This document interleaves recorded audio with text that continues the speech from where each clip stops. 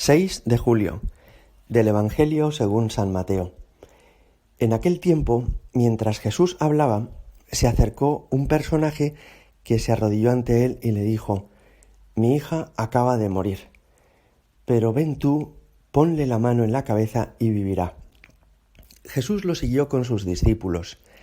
Entretanto, una mujer que sufría flujos de sangre desde hacía 12 años se le acercó por detrás y le tocó el borde del manto, pensando que con solo tocarle el manto se curaría.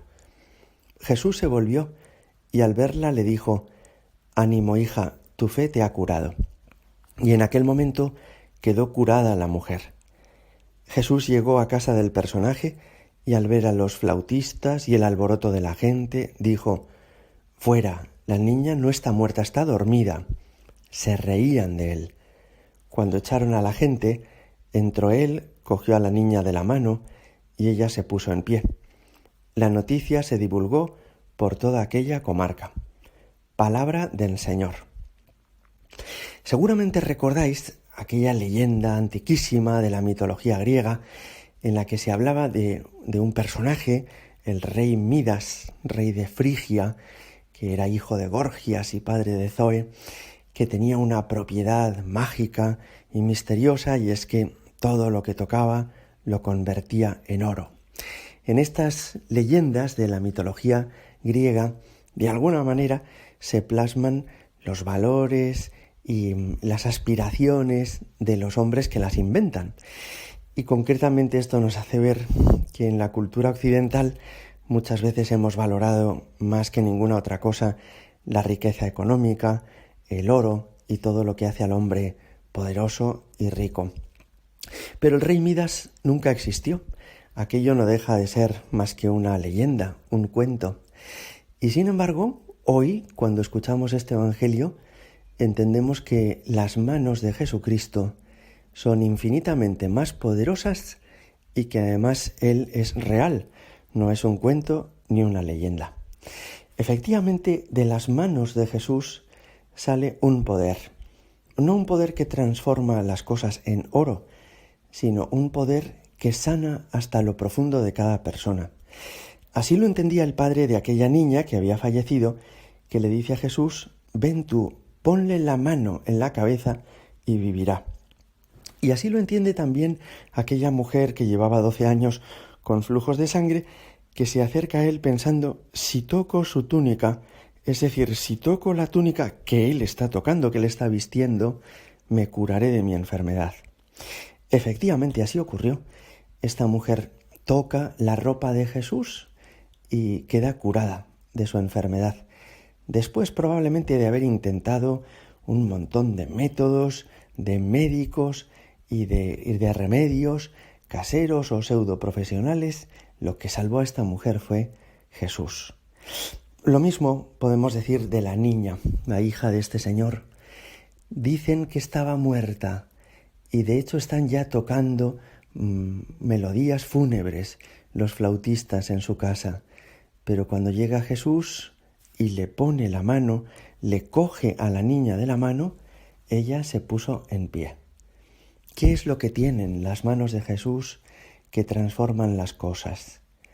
Lo que tienen es todo el poder de Dios y todo el amor de Dios, que viene no a darnos riquezas de oro, como prometía esa mítica historia del rey Midas, sino que nos ama como un padre y que es capaz de darnos lo que más nos conviene. Me llama la atención que cuando Jesús entra en la casa de la niña y de su padre, al decir que estaba dormida, nos dice el Evangelio que se reían de él. Y me llama la atención porque la escena es dramática. Hay una familia que está llorando porque ha perdido a su hija. Buscan con fe a Jesucristo sabiendo que Él puede curarla o incluso resucitarla, aunque ya haya muerto. Y cuando consiguen que Jesús venga y cuando consiguen que Jesús les dé una palabra de esperanza, esta niña está dormida, pues sus amigos más cercanos se ríen de ellos. Y me parece dramático porque esto añadiría sufrimiento a aquella familia. Por un lado están lamentando que han perdido a su hija, y por otro lado están lamentando que sus propios familiares o amigos se burlan de aquel en quien tienen toda su confianza, se burlan de Jesucristo, a quien ellos han hecho llamar y a quien han buscado porque tienen plena seguridad en su poder. La escena es dramática e implica una falta como de sensibilidad, ¿no?, de aquellos amigos cercanos a la familia que no entienden ni el dolor de los padres por haber perdido a la niña, ni el poder de Jesús, ¿no? Yo creo que es uno de los pecados de los que nos confesamos poco, pero que tiene mucha importancia, que es la falta de sensibilidad. A veces lo que se espera de nosotros no es que hagamos nosotros los milagros, que no tenemos capacidad para hacerlos, solo Jesucristo los puede hacer, pero sí que seamos respetuosos con la acción de Dios, respetuosos con el dolor y el sufrimiento de los demás, en el fondo que seamos personas con una sensibilidad, con una delicadeza en el trato, como las tiene Jesucristo. Bien, pues Jesús, cogiéndole la mano, le hizo que esta niña resucitara y que se pusiera en pie. Un último aspecto de este Evangelio que me parece que nos puede ayudar es caer en la cuenta del valor de la palabra de Jesús. Las personas, con frecuencia, utilizamos la palabra para expresar nuestros deseos. Por ejemplo, le decimos a alguien, buenos días, buenas tardes, y no es que yo le vaya a arreglar el día con decirle esto, pero al decirle buenos días estoy deseándole, tengo la esperanza de que pueda tener un día bueno, un día sano y un día provechoso, ¿no? Es decir, nuestras palabras expresan los deseos de nuestro corazón, pero no cambian la realidad.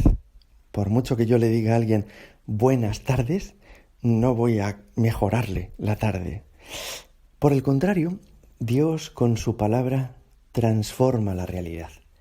En el libro del Génesis, cuando habla de la creación, dice que Dios dijo que se haga la luz y la luz comenzó a existir. Y existan peces y comenzaron a surcar los mares, los peces. Su palabra no es la expresión de un deseo. Su palabra pone en marcha lo que expresan sus labios, ¿no?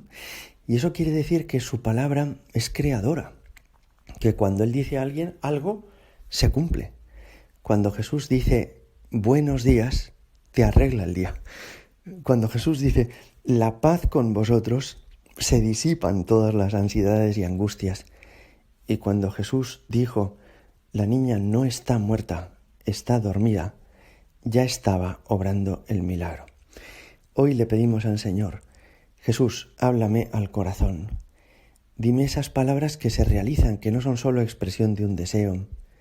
Deséame la paz y hazla posible. Deséame la vida y haz que se realice en mi corazón. Y tócame, Señor, como tocaste a aquella niña, como esperaba ese padre que tocara su cabeza, como aquella mujer esperaba de ti tocando tu manto. En cada sacramento Jesús nos toca nuestro cuerpo y nuestra alma, al hacerse una señal de la cruz en la frente, al recibir la Eucaristía en nuestro cuerpo. En cada sacramento Jesús nos toca con unas manos más sabias, más poderosas, más buenas que las del rey Midas y que las de ningún otro sabio o poderoso de la tierra. Gloria al Padre y al Hijo y al Espíritu Santo, como era en el principio, ahora y siempre y por los siglos de los siglos. Amén.